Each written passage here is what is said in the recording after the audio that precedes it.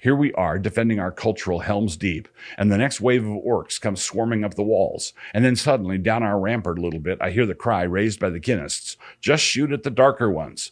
I would suggest mildly, and with just a hint of exasperation, that somebody doesn't understand what the hell is going on.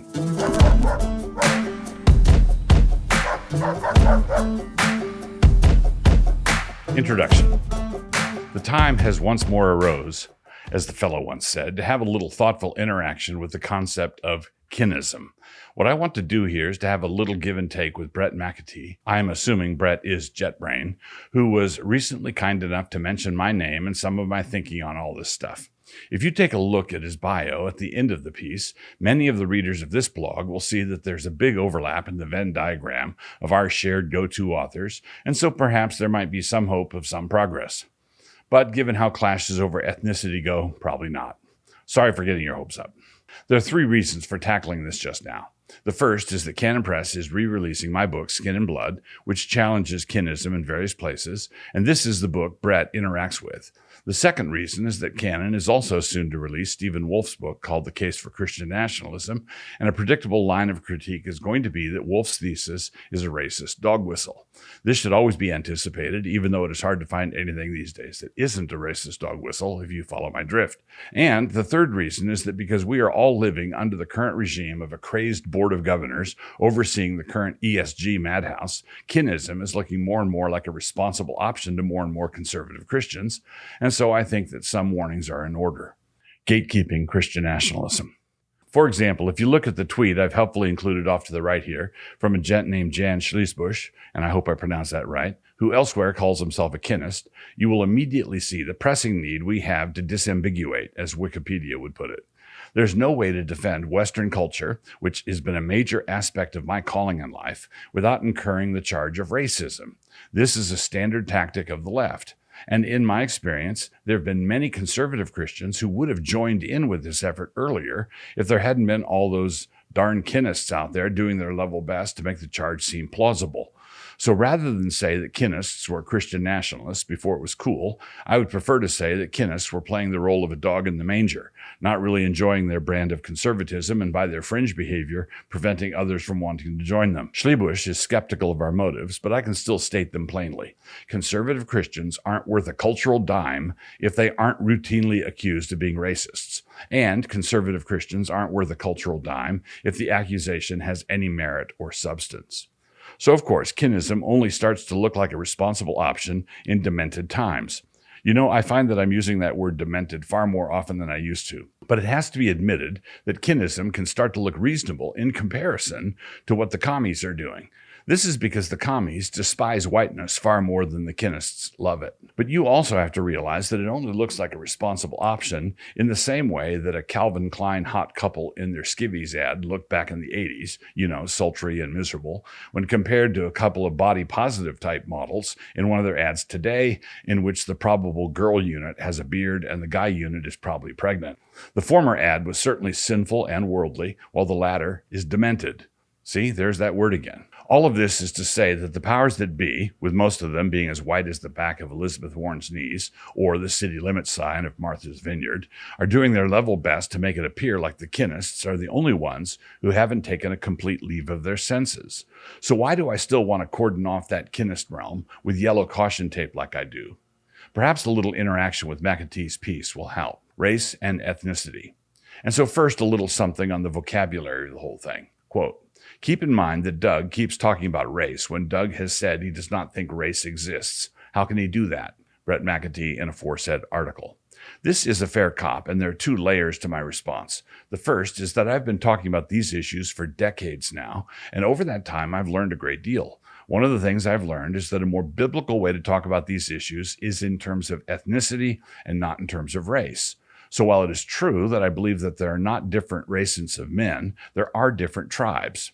The nations of men, ethnoi, are recognized as a thing in Scripture, while races are not. But a number of the things I've written on this subject were from the time before I came to this conclusion, and hence I use the more common vocabulary of race, races, and racism. You will see that in some of the quotes below. Before, I would speak of the sins of racial animosity and racial vainglory, where now I would want to say ethnic animosity and ethnic vainglory. So if you run across me saying something like the former, just translate in your head. The second layer is that I sometimes still defer to the current usage, either to save time or because I'm reverting to my factory settings, and old habits are hard to break. But it is true that, given the option, I would much prefer to speak of the sins and temptations of ethnic groupings, because I believe that this is way closer to the way Scripture speaks of them. Quote, where there is neither Greek nor Jew, circumcision nor uncircumcision, barbarian, Scythian, bond nor free, but Christ is all and in all. Colossians 3:11. There was no racial difference between Scythians and the Greeks, but there were profound ethnic differences, which the blood of Christ came to address and reconcile. The difference between the kinists and me at this point is that we both have been asked to organize and catalog a vast library with various books from 13 different languages. I want to group the books topically and or by language, while the kinists want to organize all the books by color, blue books over here and red books over there. I think my way is more useful. At any rate, I would really like to see all of us retire the word racism. The word is almost completely useless by this point anyhow. I mean, the left wants to apply it to everything, which has made it worthless as a designation of anything specific, particularly as a designation of a sin. It is not a biblical word. Rejecting malevolence. McAtee begins his piece by quoting my book. Quote, the thing that requires me to identify kinists as racists, and as much in defiance of the Scriptures as any they oppose, is the overt malevolence they routinely show toward the image and work of God himself. To mock folly and sin is a prophetic duty. To mock the color of a man's skin is to defy the handiwork of God. Douglas Wilson, Skin and Blood. And he also quotes me as saying this, quote, racial malice and racial vainglory are sins against God, not because they take the obvious factors of race into account as they interpret the world, but because they are malicious and vainglorious. Douglas Wilson, Skin and Blood. First, notice my use of racial and race in that quote, which is how I used to speak of these things, back in the old days before I was wise. So let me begin our interaction with something that McAtee does grant at the beginning, and which I am very glad to see as far as it goes. Quote, allow me to admit that there have been times when I've seen black people being mocked by white kinists simply because they are black. I do agree when this happens, this is a bridge too far. A little bit later, I will grant that it is still sin to mock the color of a man's skin if Wilson will grant that a majority of people with pigmented skin have been co-opted to genocide white Christians and to roll Jesus Christ off his throne. Brett McAtee. First, while I don't want to quibble, it seems to me that a confession that mean-spiritedness is wrong ought not to be dependent on anybody else admitting to something else. That's not how this works. But as far as the point he wants me to grant goes, I do grant it. But something more needs to be said, and it is really important. Quote, I do think, though, that the Reverend Wilson might want to take into some considerations that there currently is an ongoing attempt to genocide white people, or at the very least turn them into hewers of wood and drawers of water, slaves. Does Wilson need to be reminded that it is minorities, along with other constituencies, who have been captured by the cultural Marxists? Brett McAtee. No, I don't need to be reminded of anything like that. I'm in a pitched battle with the commies, and I don't much care what color the commies are. Here we are defending our cultural Helm's Deep, and the next wave of orcs comes swarming up the walls. And then suddenly, down our rampart a little bit, I hear the cry raised by the kinists, just shoot at the darker ones. I would suggest mildly, and with just a hint of exasperation, that somebody doesn't understand what the hell is going on. Various minorities, pigmented and otherwise, have in fact been co-opted by forces of great evil in the world. That is true. But their program is not really genocidal. What is the color of the co-opters? It would be better to describe all of this as suicidal. Quote, but he that sinneth against me wrongeth his own soul. All they that hate me love death. Proverbs 8:36, speaking of wisdom. When the body of whiteness is found and the gun lying beside that carcass still warm, it will not be to the point to say that the gun hated whiteness. The gun was the instrument, but it was whiteness itself that pulled the trigger. Aggrieved minorities, ethnic, sexual, hearing impaired, and Vietnam-era vets are being used as the instrument, sure enough. So, I grant that whiteness has been made a central target and that extermination of Western civilization, that is to say, a generically Christian civilization, is the goal. Much of the besieged city is not truly Christian anymore, but these people hate God so much they don't want anything that even reminds them of something that used to be Christian. But who co-opted these minorities in the first place? Who enlisted them to do this awful thing? Who is using them as a cat's paw? White people, that's who. Woodrow Wilson was white, FDR was white, LBJ was white, Earl Warren was white, Margaret Sanger was white, King Charles III is white. Out of the 6 justices who voted for Roe, only 1 was black. Elizabeth Warren is white, Ted Kennedy was white. Nelson Rockefeller was white. John Roberts is white. Jimmy Carter is white. Nancy Pelosi is white. Hillary Clinton is white. Ditto Bill. John Dewey was white. Richard Rorty is white. Keith Olbermann is white. The overwhelming number of Ivy League grads are white. Shall I go on? So when the commies are wrecking the place, which they are, you don't get to say that all the white people who cooked up the destructo plans in the first place are doing their evil deeds in spite of their noble skin color, and that all the darker skin groups that have been enlisted as patsies in the cause are doing it because of the color of their skin. How convenient for the thesis. What my net don't catch ain't fish. Misjudging the kinists? Quote, however, I do not think this bracket malevolence is the norm for kinists, and I know that Wilson can't prove it as the norm. Anecdotal evidence is not proof. Brett McAtee. So let me lay out what I'm basing my observations on. I acknowledge that it is anecdotal, and that if my impressions are way off and the kinist world is a place of interracial respect and harmony, no one would be more delighted than I. But let me tell you how I came to my conclusion. The original groundwork for what I wrote in Skin and Blood was a website from back in the day called Little Geneva. It was of particular interest to me because it was kinist and reformed and presuppositional and so on. My friend Phil Johnson called it, quote unquote, appalling, which it regularly was. The bridge too far that Brett refers to was a bridge that LG lived pretty close to, just like Johnny Rivers in the Mississippi, and which they crossed over as a matter of routine. I believe that was where I was first introduced to the term kinist, and they were the ones who set the tone for all my subsequent responses. The second reason for my ongoing take on kinism would be the regular parade of commenters on my blog, those who were a big part of my reason for turning comments off for most of my posts. If I were to publish a little something in defense of Western culture, say, somebody was sure to show up with an intense desire to talk about the Jews. So if kinists want us to believe that as a group they are not snarling and biting anymore, they need to select a better set of ambassadors. Quote, the white kinists I know are the people who are the most likely to reach out and help people from other races when they are in genuine need. I completely reject Wilson's anecdotal charge of malevolence. Wilson wants to paint kinists as solely white and as uniquely haters. Brett McAtee. Having said the foregoing, it is important to note that I have no desire to accuse McAtee himself of malice or malevolence, and I'm sincerely glad to see him acknowledge here what he states about the sinfulness of that kind of attitude. And I do take his agreement on this point at face value. Uniquely sinful? But I still need to pick up on something Brett says at the end of that previous quote. I believe that the temptations to animosity and vainglory are universally human because all humans are fallen, bent, and sinful. And this is one of the common areas where it is on display. I don't believe that whites or blacks or Jews have an inside corner on this sin. Not at all. Again, the sins associated with all this are ethnic animosity and ethnic vainglory. The former is something we here in Moscow hate with the heat of 1,000 suns. The latter is something we hate with the heat of 25 suns. The former is diabolical and filled with spite and envy. The latter is filled with the bumfuzzledness of human blundering and stupidity, which on a good day can be somewhat endearing. Kind of like watching a Duffelpud superiority rally, where there's so much cringy Fremschamen material on display that one does not know where to look, and it is so bad that a sort of splendor creeps into it.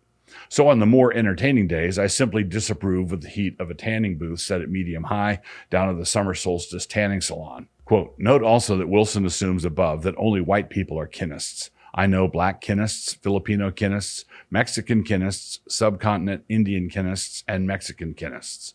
Are all these people skinists also, or does Wilson save his pejoratives for only white kinists? Brett McAtee.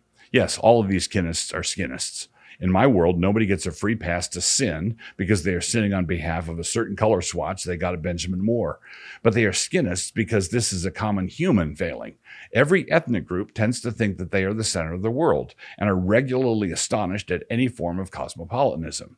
And there are two basic forms of cosmopolitanism. There is the form brought about by merchants, harbors, international traffic supply chains, and foreign exchange students. This can be benign, but it often drifts into the supercilious attitude currently on display with our globalist elites, noses in the air, jetting off to Davos to save the planet again. That's one kind. The other kind is a gospel cosmopolitanism, the kind established by missionaries, church planters, and Bible societies. A biblical doctrine of sin and depravity would protect us from a lot of this foolishness. When I read of certain atrocious passages in the Talmud, and there are some, I don't think of the unique perfidy of Jews. Rather, I take it as just one more entry in Paul's Romans 2 argument that the Jews are lost sinners just like everybody else. When I read of the appalling treatment that Americans applied to certain Indian tribes, I don't blame whiteness or America or the founders. I reflect on the fact that Americans are descended from Adam and have behaved exactly like that on more than a few occasions. When I think of the African kings who enslaved other Africans and took them down to the coast in order to sell them off to the slavers, I don't attribute this to the blackness of their skin, but rather to the blackness of their hearts. No monotone glory. Referring to Titus 1:12 and 13. Quote, Doug would have to concede that Paul affirming true, the race of Cretans being always liars, evil beasts, and lazy gluttons, a racial slur. A little later, today Paul might say some races are more prone to violent crime than others. It's just an observation of a natural reality in differences of races. Just as we talk about the penny-pinching Dutch, or the stubborn fighting Scotsman, or the quick-tempered Irish. Brett McAtee. And he also says this, quote, there's a stream of the Gnostic in Doug. Doug seems to think that if the black man and the white man would alike properly worship the same God, that would eliminate all the differences between race. I do not believe that is true. I believe that the races were created by God to be distinct and different, and those distinctions and differences remain even when they all worship the one true God in the proper manner. Regeneration and proper worship of the one true God doesn't erase what it means to be Irish or Kenyan. It doesn't negate or remove the distinctions. Brett McAtee. Of course it does not. It is hard to know how to respond to this because it is a point I've been making for a long, long time, and with regard to the first quote, doing so while arguing from that very passage in Titus. Here's an example of it. Quote, suppose the Apostle Paul had said something like, Cretans are evil beasts, lazy gluttons, and liars. This testimony is true. Titus 1:12. Just suppose, all right? Would it be to the point to say some are, some aren't, just like the rest of us?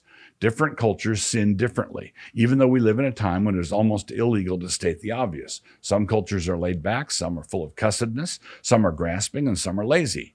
Me, back in 2008. But having said all this, it is crucial to note that the Apostle Paul does not leave the Cretans to wallow in their wicked ways. He goes on to tell Titus to, quote, rebuke them sharply, so that they wouldn't be like that anymore. There's no genetic determinism when it comes to sin.